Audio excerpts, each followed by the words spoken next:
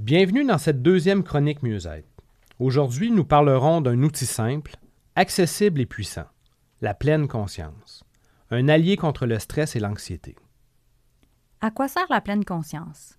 En fait, pratiquer la pleine conscience, c'est sortir du pilote automatique. C'est aussi diminuer les ruminations liées au passé, souvent associées à la déprime, et réduire les inquiétudes tournées vers l'avenir qui alimentent l'anxiété. Bref, c'est calmer l'esprit et revenir à soi. La pleine conscience nous invite à revenir au moment présent, avec curiosité et bienveillance envers nos pensées, nos émotions, nos sensations corporelles, sans les juger comme bonnes ou mauvaises. On pratique la pleine conscience lorsqu'on ralentit pour observer ce qui se passe en soi, autour de soi et dans ce qu'on fait. Lorsqu'on prend le temps d'identifier ses émotions sans jugement. Lorsqu'on ramène doucement son attention au moment présent chaque fois qu'elle s'égare. Lorsqu'on se concentre sur une seule chose à la fois. Lorsqu'on distingue les pensées de la réalité. Lorsqu'on compose avec ce qu'on vit sans se juger. Lorsqu'on fait preuve de compassion envers soi-même. Lorsqu'on remarque les pensées qui traversent l'esprit. Lorsqu'on savoure les sensations simples, l'eau sous la douche, les odeurs en nature. Et lorsqu'on observe les changements corporels comme les battements du cœur ou les tensions.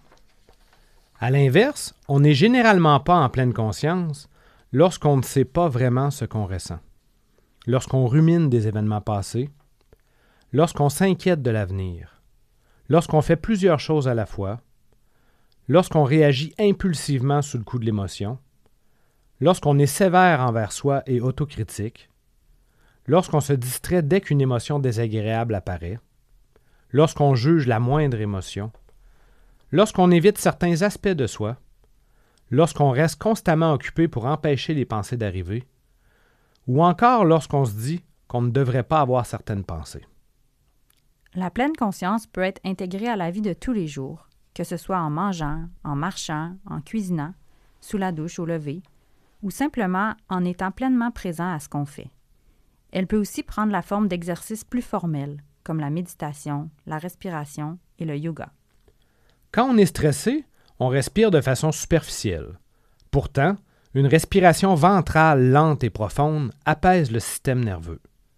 Voici la technique 4-4, simple et accessible partout. Inspirez par le nez pendant 4 secondes. Puis expirez par la bouche pendant 4 secondes.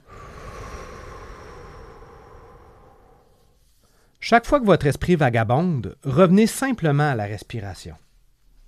Bouddha disait « Soyons pleinement présents, sinon nous passerons à côté de la majeure partie de notre vie. » Et pour poursuivre votre exploration de la pleine conscience, essayez le livre Au cœur de la tourmente, La pleine conscience de Jon Kabat-Zinn.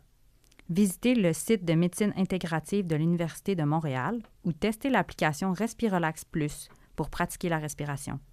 Merci d'avoir été avec nous et prenez soin de vous en pleine conscience.